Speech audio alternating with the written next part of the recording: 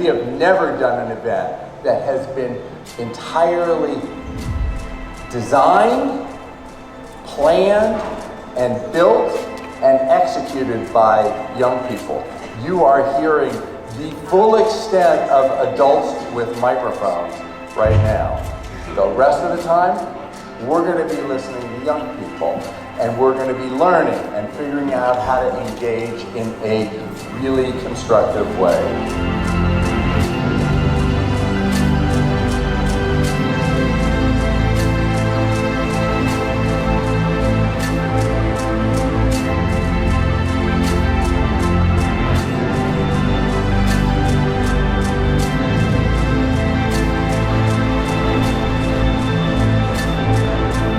We're all really excited about this conference. It's been months in the making of us talking about this and getting all this together, so it's really great to see everyone here and feel like it's actually happening. So just, one more time, round of applause for everyone who put this together, everyone who planned this. Really appreciate that. So just something special about this conference is that it was primarily planned by young people.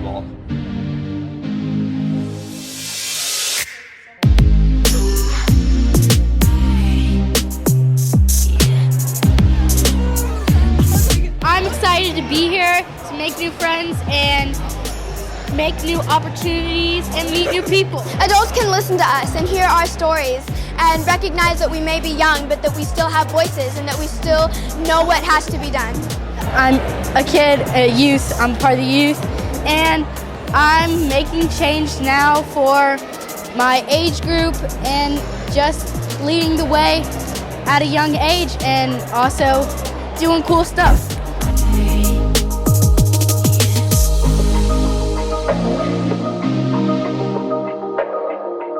I think the most important way that adults can engage with youth is when they're talking about issues that affect us, include us in that conversation, and make sure we're leaders in that conversation. I love that so much. I also think that it's really important to provide youth with tangible opportunities of leadership. So versus just saying, here's a token young person in the room, actually giving them voting power and decision power, giving them real titles and positions that really engages them. To be a youth leader, it means like being able to influence people that are around your age or that are younger than you, so that they can understand like it's possible for them to be a mentor to other people that are around their same age as them. So it's not only that older people are the leaders, but you can be a leader yourself. Well, I feel like it's better to have empathy than sympathy, because that way they understand that you understand their situation. You're not looking down upon them or feeling bad for them. Like you actually are willing to, okay, how can I not just help you, but also be there for you, and you get a different outlook instead of being sad. So it's like more of trying to help them out.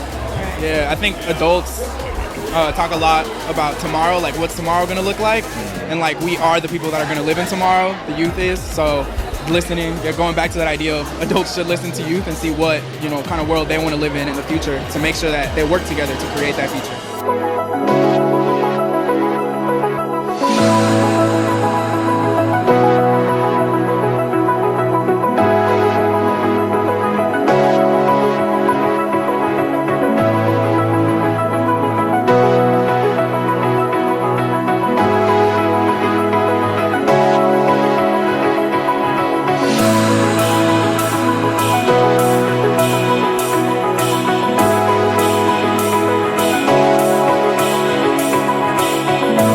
Very quickly, Facebook Education's mission is to help build equitable learning communities worldwide.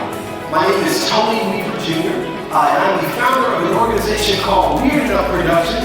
We're a comic company using diverse comics to change the narrative around what it means to be a hero. We take all of our comics and partner them with curriculum.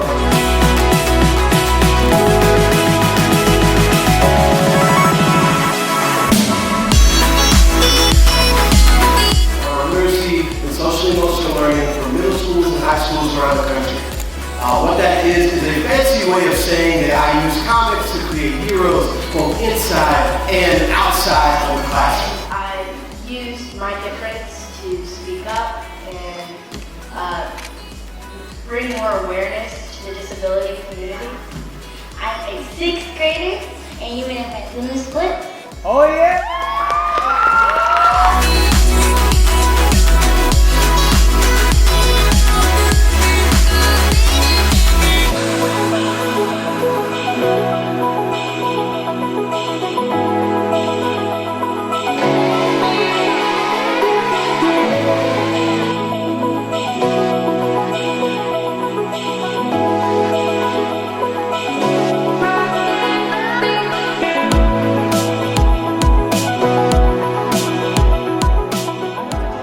youth summit, coming together, using our brains to create solutions to problems that we face.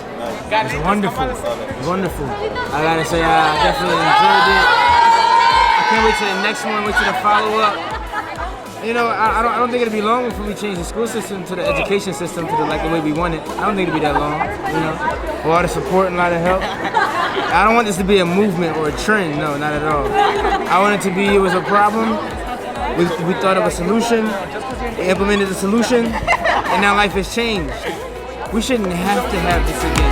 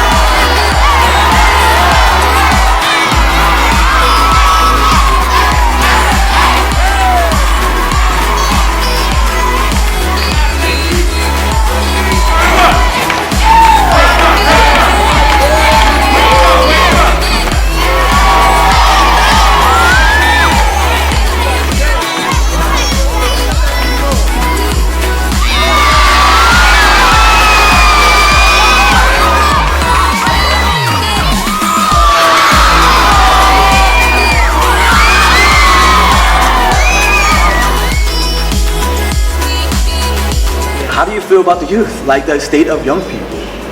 Yeah, well, let's put it this way. I've been in tears quite a few times since I've been here, and I feel like I have hope.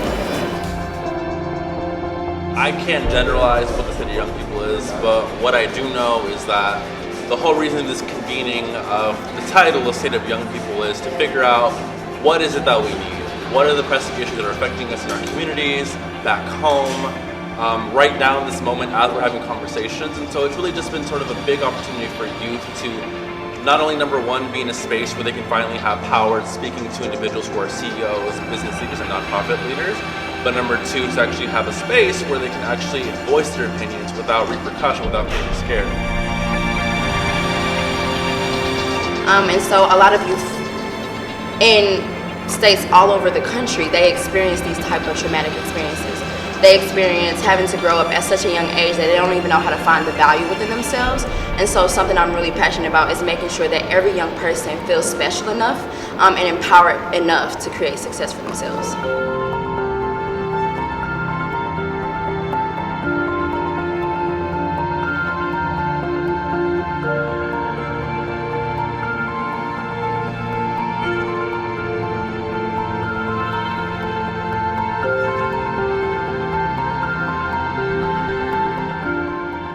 So there's a few things, right? I start off with this quote, and I got to figure out who said it at some point. I got to say it, but the quote goes something like this, right? If you're here to help me, you're wasting your time. But if you're here because you see that your liberation is intertwined with my liberation, then let's get to work, right? So I think that if adults approach these issues with more of a collaborative partnership mindset, then that would be so much easier for everybody, right? Like, it's not like we're here to do for you, we're here to do with you. And the other thing about that quote that strikes me is that, you know, if you're here to help me, then that makes you feel good.